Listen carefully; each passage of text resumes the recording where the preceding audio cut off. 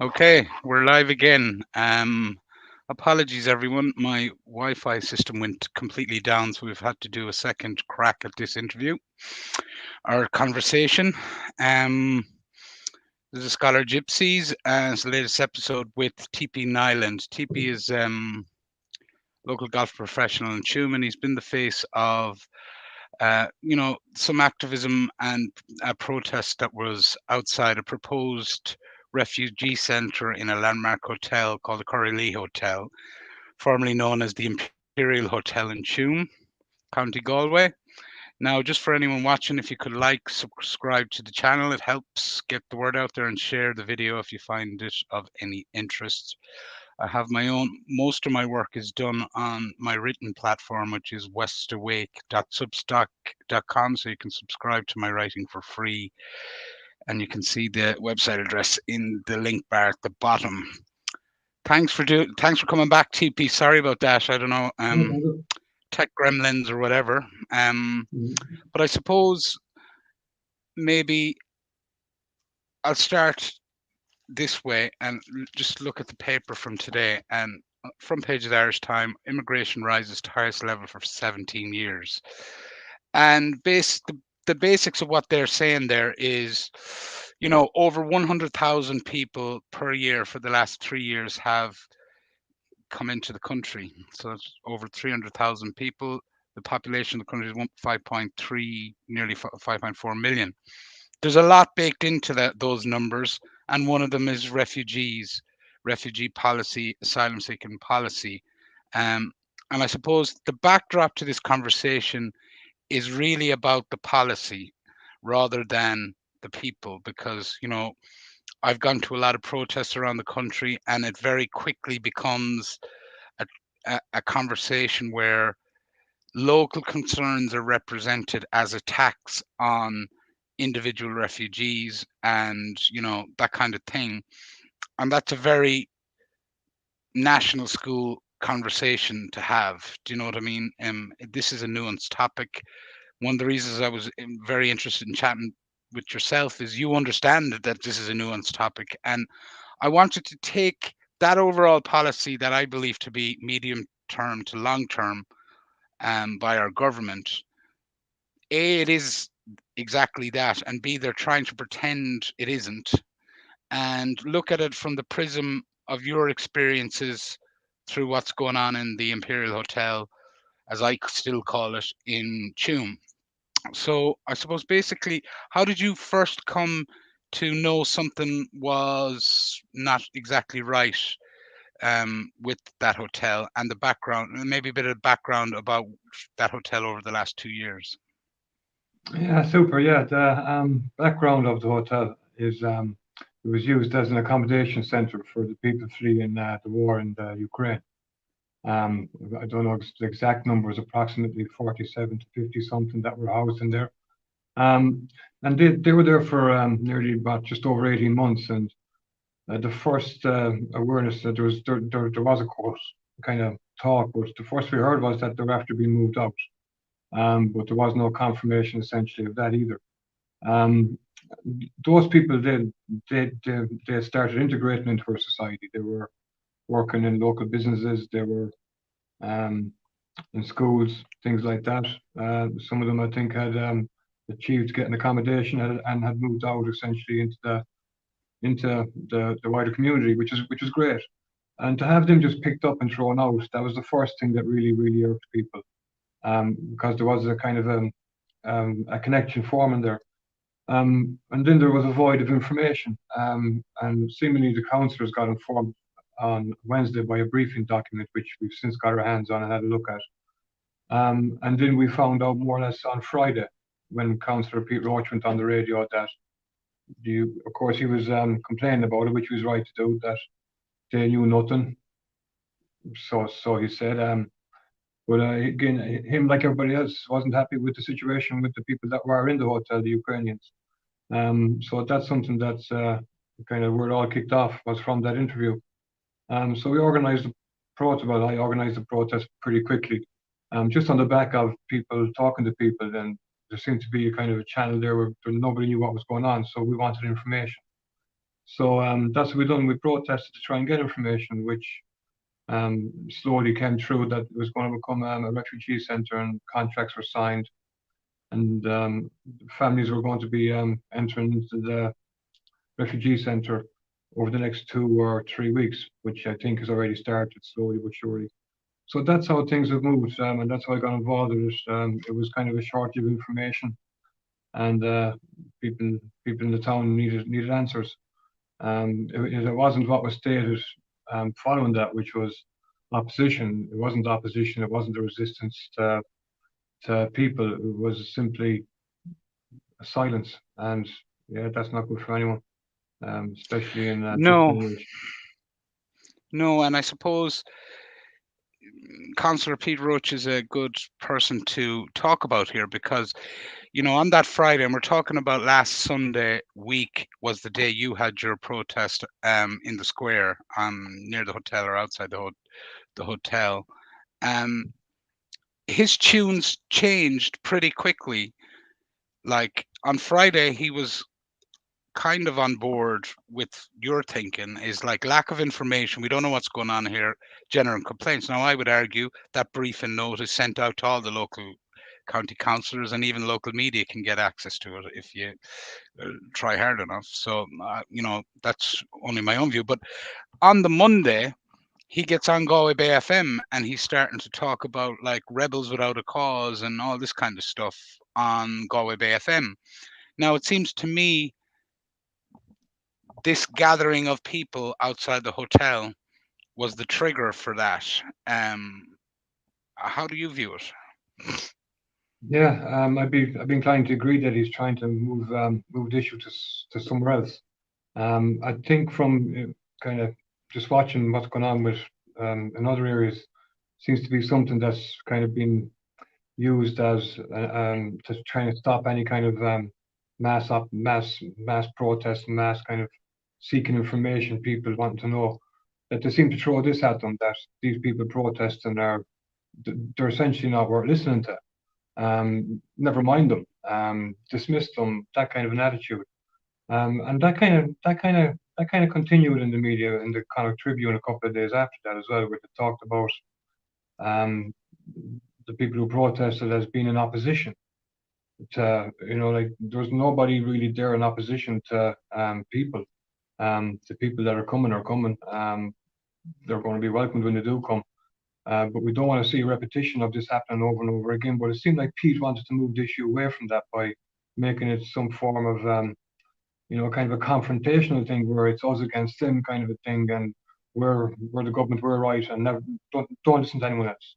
They're not worth Mhm. listening to, which is kind of has its own chilling effect. And he also mentioned nationalist, which I don't know what he's on about there. Um, nationalist, he seems like he was trying to attach to the next step, which is essentially if you're a nationalist, then you're, I think, is it far right that they label them people as nowadays? So yeah, it's a funny one, to kind of see him coming out and essentially attacking and then reinforcing everything we were asking for was kind of a weird experience. But yeah, we asked him to kind of withdraw his words on the basis that he should be a bit more responsible. But he hasn't. There hasn't been a word or anything. But so that at least tends to suggest that this was something that um, was well thought about and is Oh, used as a way of chilling. now what like as as I understand it, the county council on that Sunday. First of all, did any local politicians? We've recently had local elections. We've had independent candidates elected. Pete Roche, who's a fine fine Gael government, he got a huge vote, and no doubt he'll probably might well be seeking election in the general election. Um, did anyone reach out to you at on the day of the protest? Did anyone, or in the days after, to kind of signal support or to have a conversation, or what was Mm. your communication like with people? We'll say on the Saturday, Sunday, Monday of that weekend. Yeah, it was diverse. Some people had a narrative that it was um, opposition, like which again is what the media has been kind of kind of the Connacht Tribune and Pete Roche have kind of wrote about it as being, which unfortunately, if they had popped down, they would have seen that it was opposition to nothing. It was opposition to government policies. So you just find that the interactions over the week largely are supportive of, as an awful lot of people get it, you know. But an awful lot of people are also wary of outside influence and extremism entering onto the kind of streets of Tuam in opposition to people who are seeking help. That's I don't think that's where it's going to go, which is why the protest initially was important. So we kind of start to look, okay, we're not going to leave a void here if we can. We're going to try and find a way of getting answers. And if we can't get answers, well, then we have serious concerns about um, how things are working in our country. Yes, not. I don't think it's the way anybody wants to live in a democracy is in a place that isn't transparent, open. Conversation and debate are vital parts of any democracy, and at the moment that seems to be shut down. And it's very hard for me to believe that people who are in Fianna Gael and Fianna Fáil representing at local level, that one end of the party doesn't know what the other end of the party is doing. Again, there's a void, or it's the case that they don't want to know what they're doing, and everything to them is a surprise. So they stand with the local people, which allows them to kind of guide their electorate, we'd call them, in a certain direction, and doesn't leave any room again by cancelling out any debate, any conversation, you know. But yeah, it's been interesting, the kind of reaction. Well, I suppose there's one way, like the way I would look at this is that the Irish government are putting in a piece of refugee infrastructure into Tuam, and that's a long-term piece of infrastructure. So, based on the briefing note, there's 103 refugees going into 26, 27 bedrooms. Okay, and number one, that's almost double the Ukrainian numbers that you've outlined there. Now, the second thing is people hear that number and think it's only 103, where in fact it you know people get processed in and out of these refugee centres. So 103 over the course of 12 months could be the processing of 250, maybe 300 people, depending on the makeup of the hotel, of the residents in the hotel. So on the policy front is like, and I think, especially government ministers need to be made famous about this. Pete Roche is for the creation of refugee infrastructure in Tuam. Now, if he doesn't want to have that conversation, that's fine. But he's the person on the radio defending it on the Monday. So rather than this being about people, once that infrastructure goes in, it's there. Like, we know what happens. It's like it's there for the medium to long term.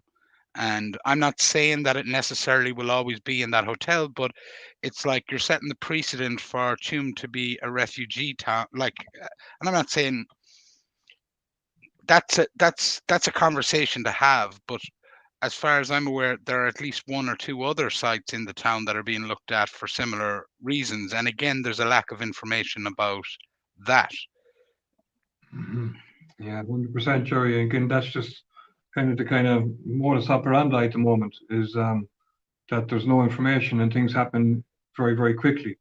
And again, that's not good to anyone. It's not good to the people who are being housed here. And in some aspects, to just draw attention to another thing we just chatted about there was what the facility is going to be essentially, as it is currently a refugee centre. If we want to state as that, at the recent meeting, from the correspondences that I've got back from local councillors, some of them have an impression that it's not going to be a holding facility. Now, what that means, I'm not exactly sure, but that was something that was talked about at the meeting with the representative who they seem to phrase more as a mediator than representative.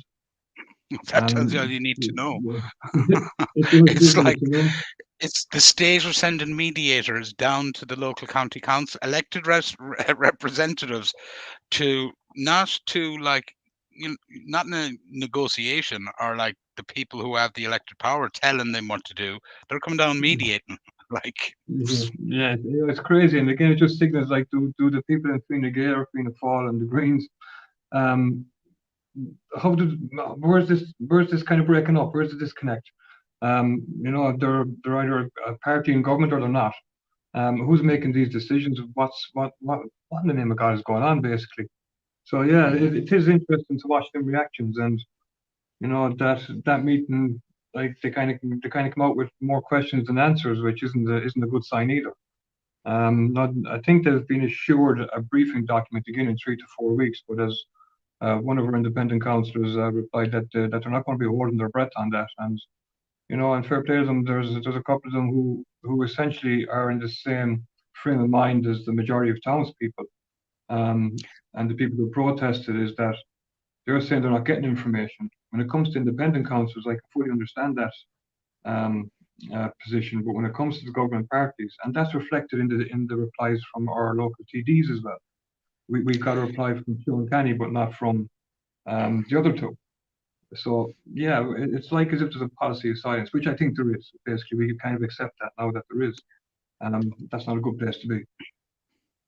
well, yeah, it's like they're hiding in plain sight. Like, do you know what I mean? And turning at the opportune moment, they look away, and then when they look back, it's like, oh, there's nothing to see here. And they're missing at the pivotal moments and hoping that people don't remember that they looked away. Like, there's a lot of these people who are going to be looking for votes around here in 2 or 3 months' time in a general election. And like, I don't remember Pete Roche putting on any flyers that one of his policies was to, set up IPAS refugee centres in Tuam. I don't think he'd have got over 2,000 first preference local votes if he had. Yeah, yeah. I've been trying to agree with you, and again, that's just to say that Pete's in Fine Gael. That's Yeah, the policy. I and mean, that's like, and they've that. done like, I mean, like they've done a great job of keeping that narrative away from people, and only having it in kind of a perception that it's only happening in the pockets. But when it comes to your hometown, and now, of course, you've seen an awful lot more than I have, but conversations I've had with people across the kind of Galway, Mayo, and areas is that it kind of starts the same way and then moves to something else, which is why Mhm. we've sent emails to try and get assurances that is it going to be only families? Can they be picked up at the drop of a hat and brought out of the place again? And all them connections and all them things that have been building up are again gone. And again, they haven't got the answers to that, which is the problem that we have from the local TDs and from our local councillors, is that we essentially have no answers, and neither have they. Now, one of the things you've done is you've written to all of the local, or you've emailed all of the local, or tried to get in touch with all of the local politicians.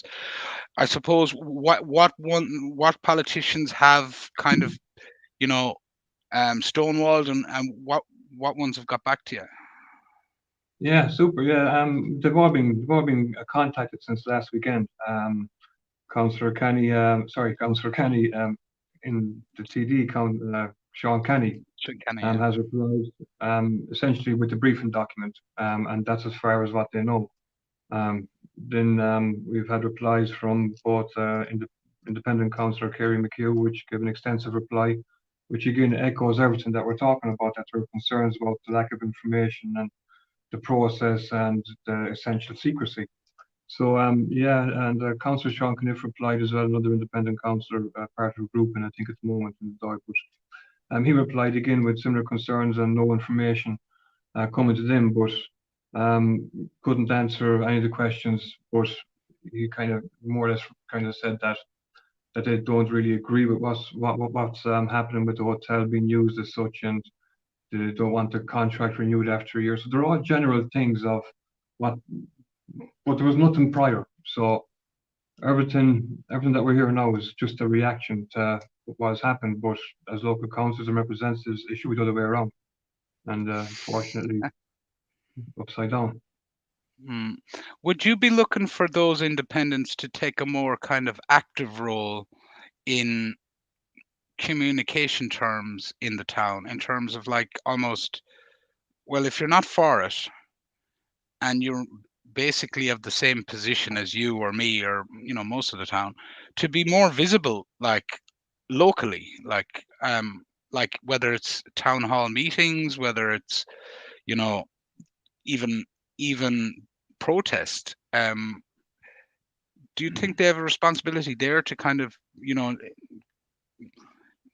Yeah, I get think you're right there involved? because yeah, 100%. I mean, I found what Pete done being completely irresponsible as we chatted about by labeling people and insulting people who were essentially agreeing with him. That's only kind of inflaming things, and that seems to be something that was done. I don't think there's much thought put into it. If there was, then someone was kind of trying to lead it towards a certain direction. But yeah, to avoid that vacuum, people who are locally elected should be trying to inform more, and even if they can't inform, to inform that they're not being informed, so the public can apply the appropriate pressure on the people who need to be informing them. And without that, then I don't see it moving anywhere. So it'd be helpful, I suppose, in terms of keeping people together, so we don't get any fringe movement happening or anything crazy. That we try and move this forward in a way that we kind of set that we get our local councillors to be active, set lines, say, look, yeah, okay, right, this is happening this time. They're going to be here for a year. Is there going to be another contract? If there is, what's going to happen? Get things nailed down so that there's a bit of surety and people can kind of move forward with that surety. But they're struggling to do that, which again, but they should be raising that with the people and letting people know, look, we're not being told here. Town hall meeting, like everything used to happen in the Corley, but now there's Hmm. no space really apart from areas. So yes, it's getting harder and harder to get people together to try and get the conversation and the debate going so we can form some consensus to Well, stop what is happening. I totally agree with you. But in terms of this temporary business about a year, like if you go back to the Ukrainian contracts for Mm, accommodation, they were 3 month contracts in the beginning, right? yeah, Like yeah. and they rolled every 3 months for the first 2 or 3 quarters anyway. So that like and that was that wasn't you know that wasn't a, s- a temporary decision. That the policy still open. I know a lot of the benefits now are being cut back to the Ukrainian refugees, but um, if you go back through the documentation on the IPAS, which are the non-EU asylum seekers, non-Ukrainian ones, that policy to basically quadruple or even 5x our commitment to international refugees goes back to January 2022 when the first contract for the IPAS um, type refugees went out to tender. So like this isn't like a government response to an emergency. There was planning put into this over 2 3 years ago, and it almost seems to me, I don't know if you agree, is that the government are trying not to admit that this is like this is government policy. It's not some you know emergency situation that we're dealing with on the IPAS front, um Mm. Yeah, which is it's a different kind of a situation from that completely because that was as you said, it was classed, I think, as a temporary accommodation for the Ukrainian people, and that kept rolling on and rolling on. and basically, like, I have my own problems with how that was done, but like objectively living in Tuam, I'd have to say the majority of people supported that, the Ukrainian policy. Like there've been, even though I might have used that, it was the government always it was also used to usher in the other type of asylum seekers without having to tell people what they were doing. But like the vast majority of Tuam people, I would say, polled supported the Ukrainians when they came first, at least.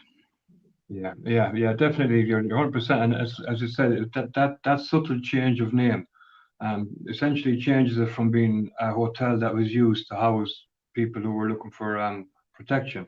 Now essentially it is a refugee center. So if they were to arrive in here with the hotel open in full business, as you know, and said, okay, right, we're shutting up the hotel and we're going to turn it into a refugee center, there would be probably opposition to that in itself. So Hmm. yeah, by using the Ukrainians to move that way and then just to kind of completely disregard them, kind of highlights that position even more kind of pointedly, doesn't it? Just Well, carting on we yeah. Well, we've seen like I wrote about this the day after the protest on my own on the West Awake, and one of the things I found, and I think towns around the country are finding as well, is every town has like every big town anyway, like Tuam. Um, it has a Facebook group like that's what's going on in Tuam, what's going on in Nina, what's going on in Sligo, or there's two or three of them, and I found that I shared that article into three groups, Tuam groups, and two of them wouldn't share the information, and Mm, so it's almost like there is a censorship at a lot of levels that people might be aware of. It's like even getting information out around your town. Now, I don't mind if people disagree with my positions on things, um, but let's have the conversation. And I think most people do want to have the conversation. yeah, 100%. And that's something that has been happening for a while, unfortunately. And any kind of an in-depth look towards them pages, you will see local councillors doing their thing on it, but there's no room for the other side of things. And that's a problem. That just speaks of kind of as you said, a subtle way of not letting the narrative go any other way except for through people's ears that they have the manpower to do quite easily, which is something we see at local. I mean, I give you a classic example of um, about 3 years after I had run in one of the local elections, whatever I was at, I came across a lady when I was shopping, and I helped her get stuff off the shelf, and she asked me my name, and I told her, and she says, "Oh, you're the fella that ran in the local." I said, "Yeah, yeah." She says, "Did you get a job yet?" and, and, I was out to say, I said, "What do you mean?" She says, "Yeah, they were telling me that you're unemployed, and yeah. Anyway, did you get?" So I found that awful funny because at the time I think I was working at a place where I was trying to run a bar and restaurant for in a club and employing up to 12 people. So it goes to show that how that narrative can be pursued around the place in ways that and that's how things work in these local areas. I believe is that they don't want to see the people from the rest of Town. In other words, all sides of it, like what we saw in the water protests, where every part of the town comes together. And Well, what their this is job what is they're. essentially, Yeah. yeah, Sorry, keep going. yeah, you have it. Yeah, that's essentially what they're doing by not allowing the information to get through, because it's very reasonable questions to be asking. And it just speaks that there's a wider, um, I don't know what you'd call it, but yeah, it's there. There's something there stopping the information flowing, and without that, it's not, it's not a democracy, is it really? That's kind of hard to, like it happened in COVID as well. I tried to share information about natural immunity and the local, it caused mayhem and debate, but at least there was debate. Mm, With this one, there's, well, I must say limited debate. Actually, we'll go back to that point. hmm But with this issue, it's really seems like there's a process there. That okay, and then no, it could also be fear from the media of being labelled as far right if you do put this up on your page. Which is very hard to understand. So I would be more tending more to the politics side, where these people were in government, and they're massive parties locally, that they can guide a narrative if they want.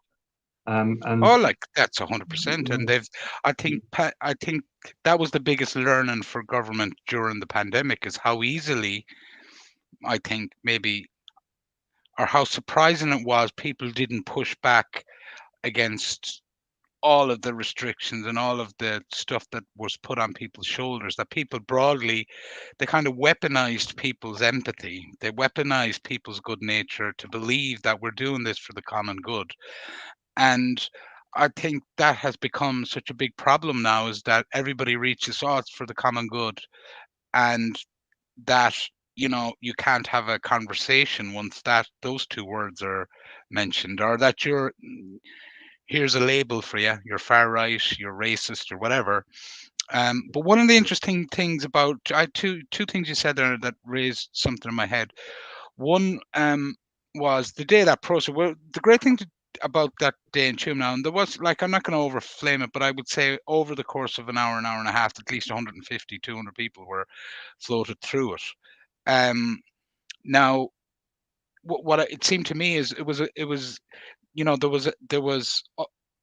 the working class element of the town. I don't mean anything disparaging about that, but it was also a big traveller element at it. This, like, and that, and I thought the elements that weren't there are kind of, we'll say, and I used this analogy earlier, is we had the Parkmore estate there, but we didn't have, the Palace Fields people at it, which would be one of the, the better estates in town.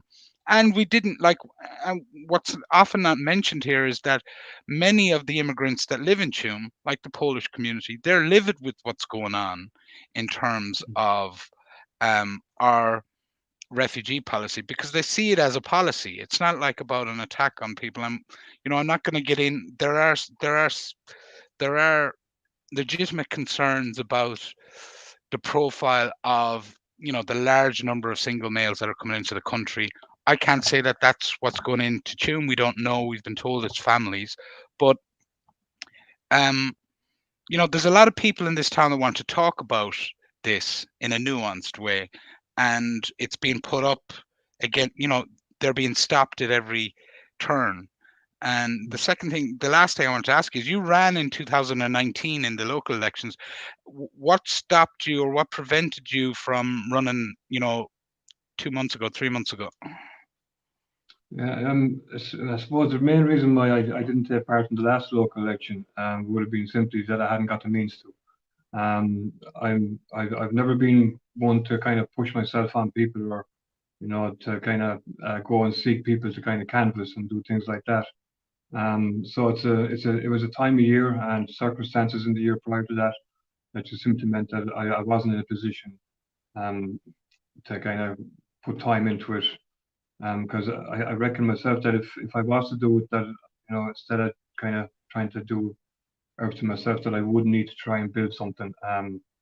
But yeah, I think that was the main reason. There was an awful lot of things that had happened that I felt needed voicing, and that would have been the only way I would have run, and all I would have been able to do would be kind of give a minute on the radio about, and I haven't got anything to follow up with. So I thought at that it was best to leave it, and you know I'm not really a politician. I don't. It's It's probably not why you something should. I ever. It's probably why you should have ran.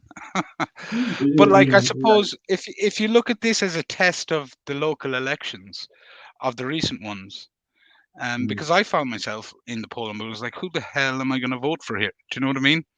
yeah. Yeah, as a kind of a litmus test of who we've just elected as local representatives, I'd say, and I'd be a bit, and I'd say, like, I'm a bit more radical on some things than you and many people, but I'd say, they failed the town in the first instance. That one of them hasn't just grabbed this by the neck and says, look, we have to talk about this. Let's all go into the town hall or somewhere else. Everybody have their say, and, thrash out something. Yeah, you're bang on. Allay concerns, and like that's the key thing. I mean, just the conversations around town, prior to this news coming through would be. I mean, people are kind of tech savvy now. They can see what's going on. Mm, They're not overly reliant on what has to be put to them as an RT in the mainstreams. There's an awful lot of stuff going on in our country that's been shown on videos all all across most platforms. And people are genuinely fearful because they're seeing that, and you can't nobody can notify that if they're not even ready for it, if they're not even having the conversation, and that's where your local councillors. I mean, it shouldn't have been me calling that cat. I mean, Mm. really and truly, it should have been our local councillors who are represented, who are voted in, and who aren't getting information. They should be saying, look, I thought this was a democracy here, a transparent one. What's going on here? But no. So the longer that void stayed there, then the more division that was going to be created, the more hardline votes kind of people are going to keep coming because that's what a void of information does. And it could well be argued that that was the intention, I don't know, from the department. Don't tell anyone, say nothing, Well, bang, I it's think it's there. mm, not going back on it, but the fact, a mediator type is sent to talk about this. It's a Mm. massaging of a a policy and how to deal with it locally.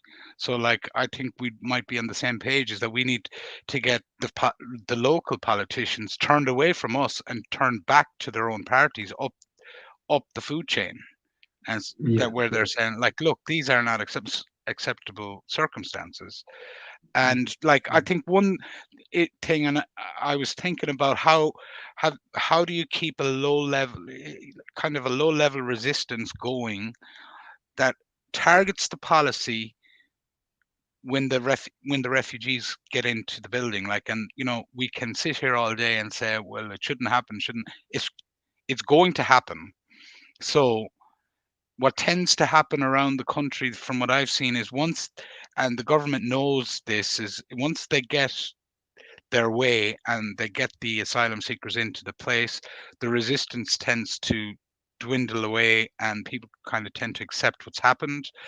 Um, are you, what steps would you think about going forward? We'll say over the 12, I think this company has a 12-month contract for the Curraleigh Hotel. Are you in favor of kind of keeping that conversation going, forcing that conversation? Yeah, I think because of the silence, there is some bits of hope there regards to local representatives, but they're still hesitant to kind of come out. As you said there, just to kind of once a place is full of males, then all of a sudden the word racist and far right gets used an awful lot quicker, against anybody who kind of voices opposition. So, I think an important step for me myself and people who are conscious about all these things that are happening, that okay, we're not going to stop, and nobody wants to stop these people coming in, but I think if we as a town and certain aspects of our town with certain skills, if we can get engaged with that initial community that's going to come in here, um, help them, of course, try and for like what was done with the Ukrainians, but on a slightly wider scale, whether it be local sports activities, etc. To get the clubs involved with it, giving out the invite. Look, the kids, this is here, this is there. Join us. So the then families then become a part. And if the department come in and do the same thing again and uproot, well, then it's becoming more and more visible what distress they're causing, not to the local communities they're putting them in, but also to the people themselves. That it's not Well, it's this is not the a thing. policy.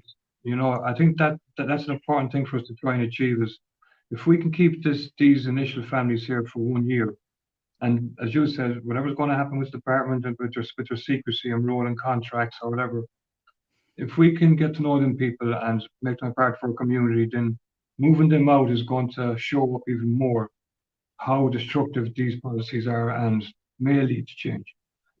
Hard to Well, know, what but we've seen, yeah. Well, we'll see how many. We'll see. Again, I'd be skeptical about how many families will be in that hotel after 6 months. So that I think the initial number is 103. That's to go into 20 whatever bedrooms.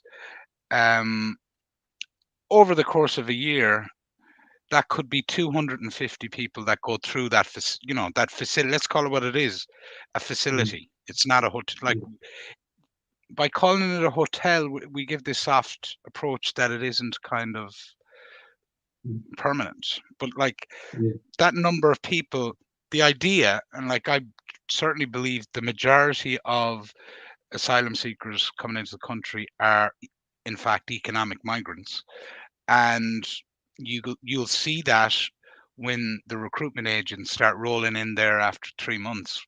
and 4 months when those asylum seekers are able to get a PPS number after 6 months if their status hasn't been decided, that this is more of a rolling factory into the multinational sector, and it's a bit more of that. I totally agree with you, is that, if people are in there long term for a year, families, we need to um, do what we can for them. They're not our enemies. Like that's, and that's the conversation the government want us to engage in, so that they can start to use the labels. Because exactly as you say, if a family of four, are in there, a husband, wife, two kids, fleeing war, nobody's against incorporating and including those people into our society. But that's not been the experience that I've seen in a hell of a lot of places around the country, especially with the numbers of single males. Um, and more on the East Coast, you see it more clearly in some places where the conurbation of Dublin, where, we have, for all its faults, the west of Ireland still has those community ties. There's still that sense of Irishness in a lot of the west, a lot of western towns like Tuam, that you don't actually find in the East Coast, like, a lot. It seems a lot less now in the last 5 years.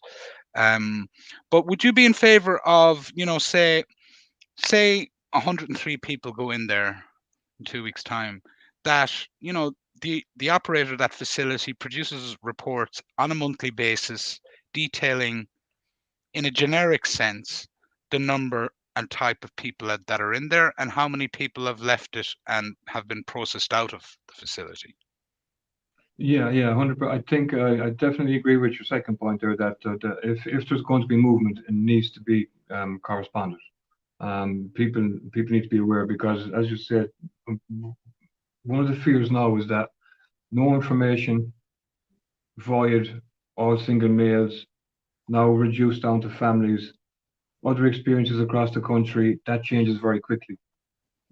So clarity and information again, which I wouldn't hold my breath on with so far, but that's why I think it's equally as important for that connection to be made. So the people who are in these places essentially know that there's a kind of a community that wants them there, that we don't want them moving off, we don't want them replaced, we don't want it turned in. And if that was about to happen, well, then we're dealing with the same situation as the Ukrainian people, and then we know that it's essentially a turnaround facility, and that's going to create more issues. So yeah, it's Well, and just something that ties in with your point, we've seen that from the local Tuam groups on social medias, where we have this curious situation where Ukrainians are looking for, are advertising on some of the Facebook groups, looking for accommodation, yeah, absolutely because crazy. they've been emptied out of this place. So again, it points to a government that doesn't really care about, as much as they might point at us and say, "Oh, you're doing this, that, and that." They don't care, because, like, they just got rid of who was in that place, and all I see in my social media feeds is Ukrainians looking for accommodation in a town that doesn't have any, and Mhm. competing with other people that are um, in similar situations, like, Polish, Irish, everybody, for Mhm. exorbitant rents.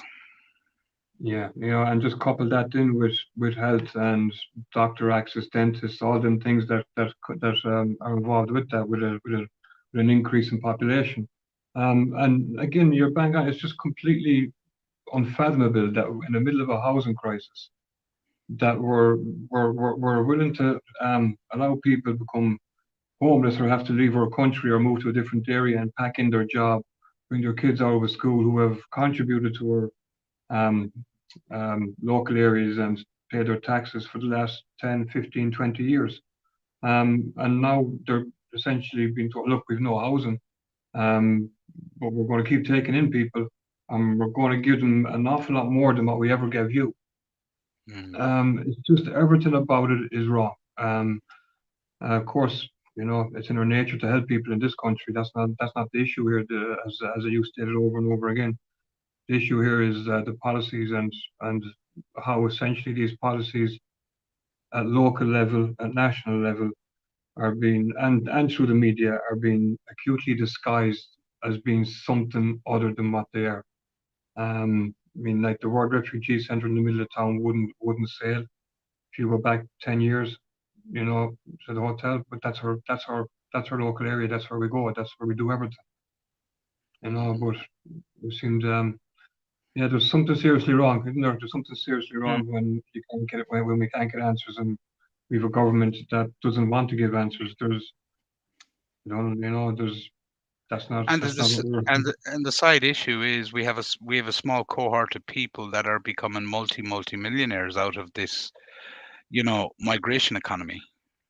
Yeah, it's massive. It's an absolutely massive. And as you said, the other side of that, and you pointed that to a couple of minutes ago, was the more people, then the lower the wage. Mm. It's It's there's dog eat nothing. dog, like. Yeah, it is. Yeah, like and like, that kind of competition, like that's essentially how people who are in them quarters like to work. So you know, there's more motivations than helping people here. If the motivation was to help people, then them Ukrainian people wouldn't have been horsed out in the middle of the night. So and that's what we have to get back to as best we can. Of course, takes a lot of people to change things, but we saw at the water protest that um, it can be achieved. But in this instance, the government, the media, the PRs, they've learned from the water protest too. So Hmm. yeah, where do we go is the question. And I suppose that is my question to you, because I like, in fairness to you, you're of Tuam stock, as we'd say around here, and most Mm, everybody in the town would kind of, you'd be known, you're well known around the town, your family's well known. Um, where are you going to take it? Or I know you're a reluctant type of activist, or face of things. Where are you going to take it from here, or how are you going to approach it? Yeah, I've currently sent off an email which I've shared up onto my Facebook to all the local representatives, national and local, and essentially to try and find some kind of ground where lines can be drawn, whether it be okay, 103. Next time, be a little bit more respectful to the people you're bringing in, and maybe limit that number a bit more so they can live a little bit more comfortably than be squashed in a hotel room with four people. Um, if I'm left in a room for a full day with just two people, I start to have issues with myself and them. So so there's and then you have interactions. You have large groups of people. It's not the way it should be happening. So to try and get some form of lines drawn, and then when them lines are broken, that we have a concerted group of local representatives who say enough is enough. It's not what we're about, and we try and push back in that manner. That's the only way I can see of moving forward. I can't. I'm not the kind of guy who's going to kind of talk about anti-violent. It's not in my makeup. I don't think it's in the majority of anybody's makeup. It's not in But anyone's makeup, like, do you know, really yeah, well, like, uh, really, like, it's just not. And again, it's presented in media wise like people, that there's this clear and present threat from the far right, in Ireland, and that we need all these government resources to deal with it. Secure. I read mm, in recently in an article that every Dáil member is entitled to some figure of 11 grand for personal security, mm, to secure their house, whether it's cameras or whatever, and it's all feeding into this build up of a fear. Now, just on the last point, you know, we had that instance where Fine Gael Councillor Pete Roche on the Friday on Galway Bay FM was more or less given the same speech that you'd have given on the Friday if you had been asked to go on Galway Bay FM, in terms of no information, we don't know what's going on. And then on the Monday, he's talking about basically that outside influences coming into the town. And I wonder, and just ask you, did you have any sense that people from outside the town were um trying to sell a different narrative, or create trouble, or that there might even be some link between all of this, between the government at that level, and you know there was one character lined up on the town hall for a week. Now he was one single person, and he's not, like, I don't know where he's from. He's not from Tuam. Yeah, that's the other side of it, which again is has been the most visible side of everything that happened. Coupled with that, with the other side, the politics side, and the statements and the kind of remarks, and they all seem to connect. Like there was nothing happening regards protest wise, regards any other narrative than asking a question.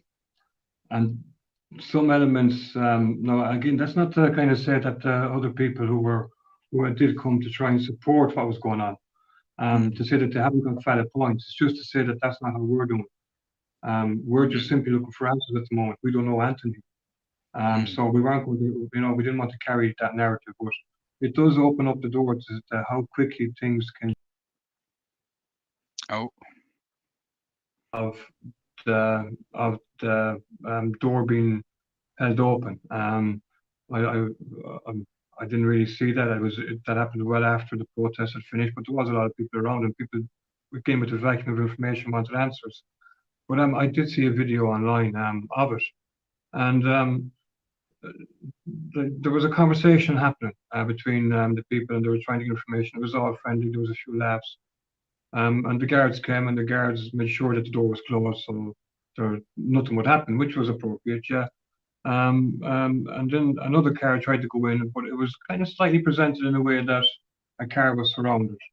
Um, and the one with the door, that the guards had to force the door closes and things like that. The narrative in the Connaught Tribune was was that on the Sunday? opposition. Was that at the protest on the Sunday? Yeah, yeah, that seemed to have happened But at the sure, protest on the yeah, but Sunday. sure, I was there when that car pulled in, and I think you were even signposting it to, like, help it out. Do you know? I think, Oh, yeah, when it was oh, coming out, and there was like 8 people around, and they were just like kind of gawking at who it was, to see whether yeah, whether it might be refugees being snuck in, but there was definitely no. It was more just like nosiness. Do you know? yeah. There was a bit, there was a bit of entertainment there, right? I mean, not to mention any names, but I think kind of why there was a small bit of heat in that is because your man was driving in where the car park used to be, but the gates were locked. And one of the lads from the town was standing looking at his phone on the archway, and your man drove over his toe. So, Oh, um, okay, so your okay, man started like, my toe, and started, what the, etc., etc. And so it could right, have, you quickly see yeah, how the kind of perception was. A car was around, they were yeah, shouting. And it was, and I remember going over saying, "You okay there, buddy?" And your man was grand. He was hopping a bit, but he was fine. And I said, right, "Look," I said, I don't think you're getting in here, and you're probably better off to kind of pull back." So we gently guided him out. He was a lovely gentleman. I think he was working for security in the hotel. And I'd say he was as dumbfounded as anybody else was that, what was going on. yeah, But yeah. yeah, I mean, it wasn't as bad as what it could have been. But it goes to show how things can be, a narrative can be put out there, and a perception can be given of unruly behavior when there wasn't really any. No, there was So definitely, yeah, like, I've been no, no. There was no, but it was funny to me because you could see the familiar faces from the town, and you could even look down at Juni's, and there was a few people looking out the door, and it was like, well, will I go out to it, or will I not? You know, is it safe? And I'm just wondering, have you any plans for any more, or even a gathering, and like, an information kind of evening where maybe a couple of politicians come out and talk, invite to talk, or anything on that front? yeah, that'll be something that's again going to again I think it'll be the local politicians. I would be thinking this anyway, especially your local candidates and your independent candidates who aren't attached to the facade of local councillor and Fine Gael, Fianna Fáil, and not knowing what's Mm, happening up top. Of course, that's not to say that they're not welcome. Of course, they are. Everyone's welcome mm, to have a conversation. I think that connection has to be made with the people who do arrive here, and that's where local councillors I hope will be. leading the way. And I think a conversation as opposed to protest and information evening. Like there's probably always going to be a protest from some quarter.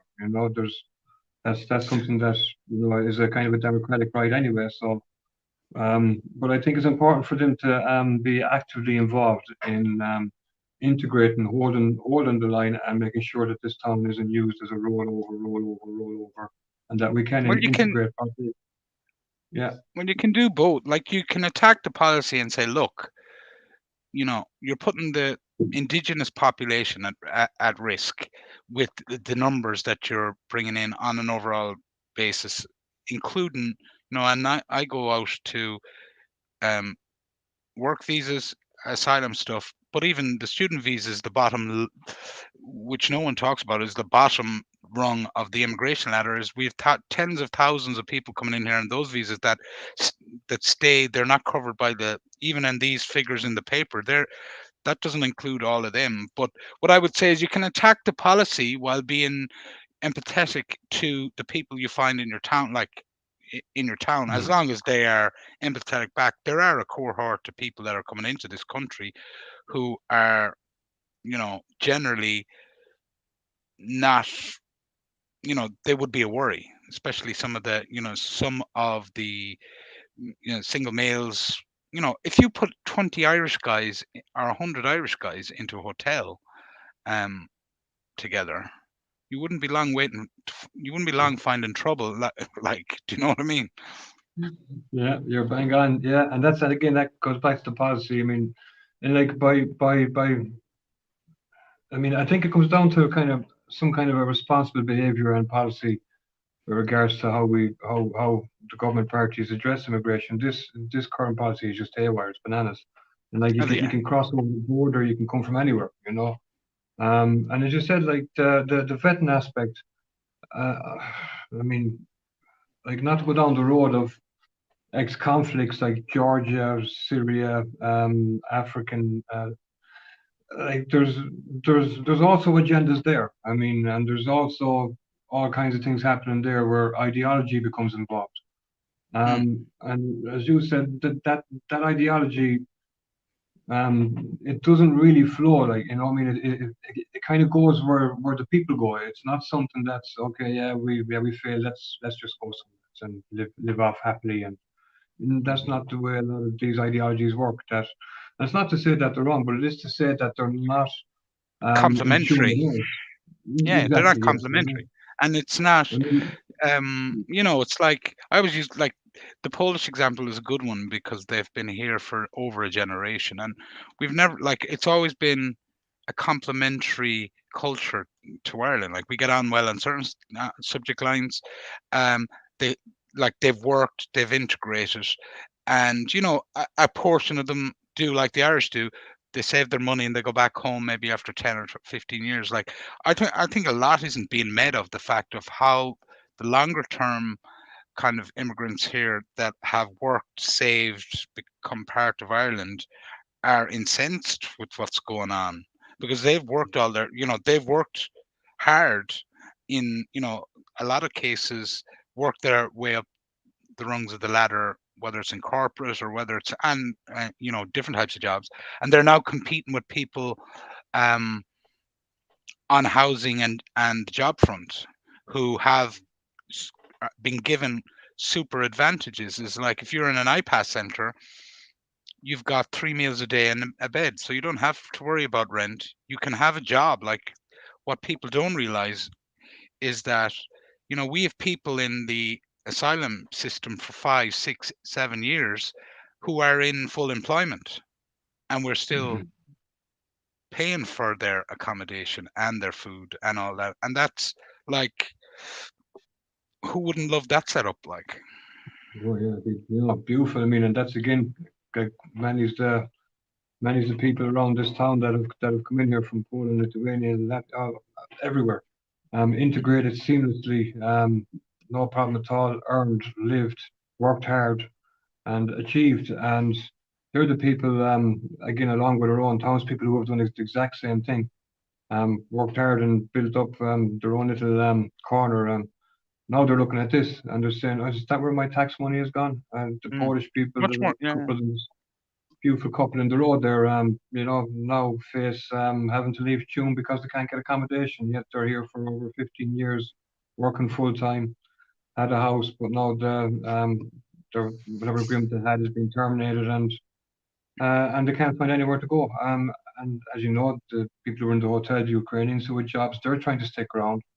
They obviously like where they are. They like the kind of community aspect and they're integrated, but what are they going to do? Where can they go? And then you have rumours then from other application centres are going to be opened, other accommodation is going to be used for this and that. And we're back to the same topic then again. We're back to the guys Because making the yeah. decisions, Well, we're back creating all the also teams. to, you know, and this is where it's, Tuam is what, almost 10,000 people. There's various towns around the country, Tullamore, Nina, Thurles, Carlow, go up to Sligo, similar size, and also a similar town centres where the town centre of Tuam around the square is kind of derelict. And and with a lot of property now up for sale and nobody knows quite who's bought, some of it's been sold, but it's ripe for, this type of use. Yeah, it is. You're bang on. I mean, like you could even just take the simple example of if you just move up, we say within 300 yards of the centre of Tuam where the hotel is, you have two massive, I think they're still church buildings that aren't occupied. Um, but fine buildings, but you know, why the policy of middle of a town? Why there's that's I mean I know it's a kind of an outside issue in connection to the one we're talking about, which is why all this is happening and where do we go with it? But I mean, it could be done responsibly, and that's really I think what most people would like to see is okay, right? We can take what we can take, but when you're in a housing crisis, you have a health crisis, you Well, have a lot of things going wrong in our country. Then well, we'd also like to see, well, I would anyway, I would like to see what's our number.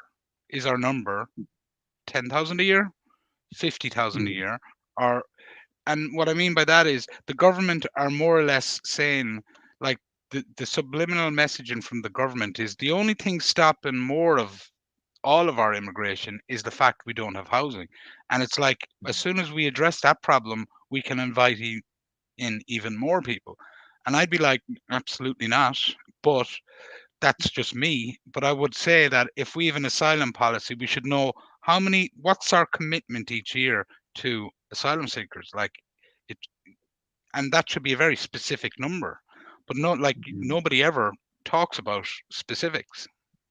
yeah, yeah. I think with the kind of I suppose if you think of our kind of little democracy here, if you want to call it that, which I wouldn't call it at the moment, and it's remotely like that in this current topic. We've got an awful lot of bumpers. We've got councillors. That's the first bumper. Then we've got our TDs, another bumper. Then we've got our EU MPs, or whatever they call them over there. I don't know. But Mhm. then it's that bumper, and then you.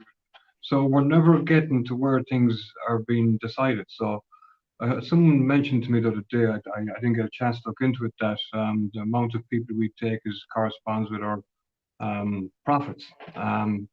And that put a thought in my head. Then that if our pharmaceutical industry was to say, okay, we're getting a better deal here or there or somewhere else, and they pull out, then all of a sudden this whole country becomes a very unstable place with over 100, 200,000, 300,000 people of different makeups, not really able to do anything and no real work there for them. That's not a good place. I mean, like I kind of we kind of see that in Tuam already. That we Yeah, have yeah, some great industries and we have some great things happening, but we've got a town centre where there's nothing for people. And it all seems to be back down to what the government are doing. Now, they say they're doing these property things, they're putting things on doors and trying to push the issue, but they seem to only want to push the issue down one road, yeah. They want accommodation. accommodation, Yeah, and accommodation to what you see is like I saw them going on doors across the road from me, and four houses were bought across the street from me, and nobody knows who bought them, but they were bought mm, all together. And I was thinking, I'm looking at this empty property for 15 years, and all of a sudden, bang, four of them go together. So the questions in your mind is, well, the solution is one solution. It's going to facilitate accommodation for, whatever their policies are on the asylum stuff. Like Mhm. it's not a mixed, you know, set Yeah, it's of not going to be. goals that they have for all of these things, is the way I'd say it. Yeah.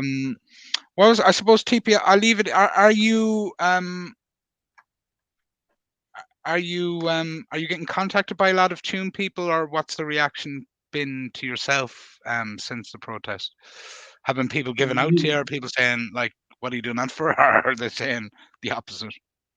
Yeah, some people aren't that well informed. Again, as you know, a small town, and the kind of narrative is carried in all kinds of different directions, and even facts don't really matter sometimes. But yeah, I think there's a lot of people out there who would like to put a perception that what we're trying to do, that it's something towards extremism. I think we saw that with Pete.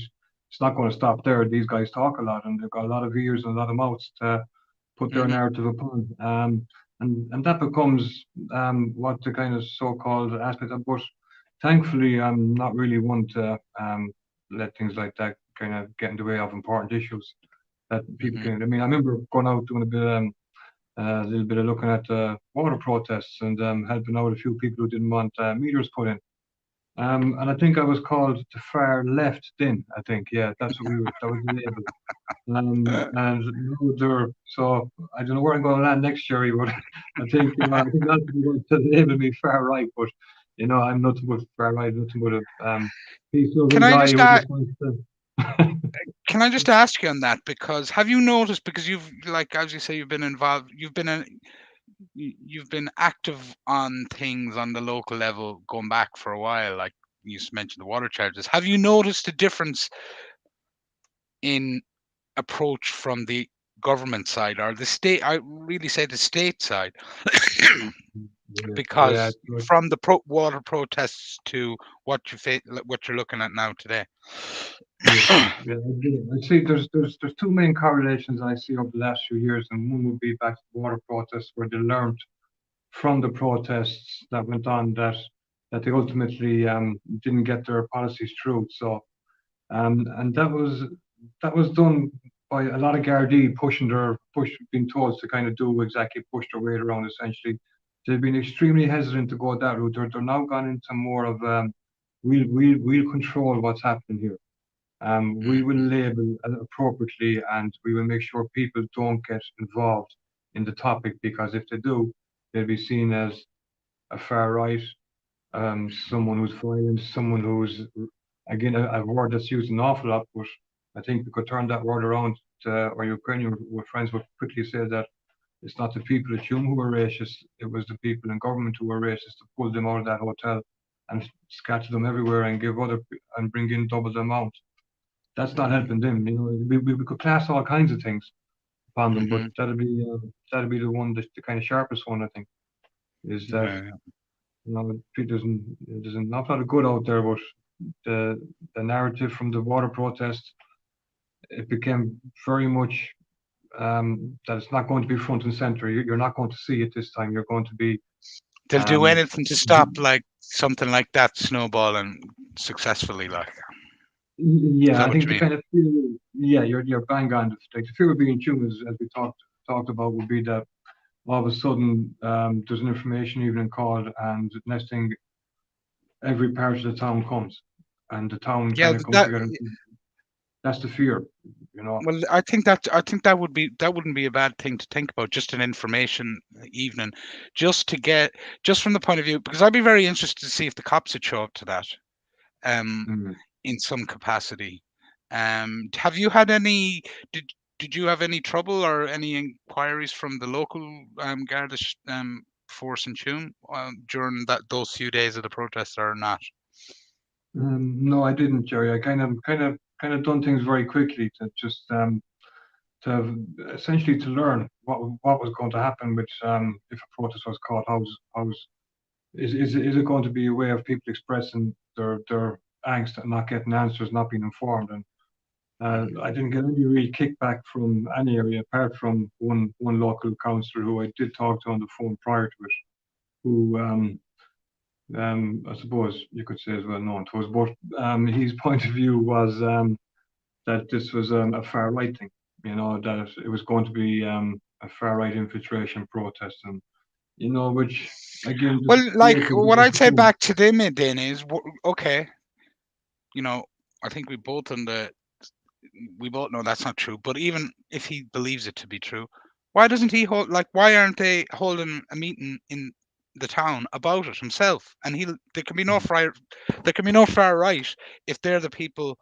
And I'm specifically talking about some of these independents from the local elections who, nobody was going around this town advertising for the creation of bypass centres 3 months ago.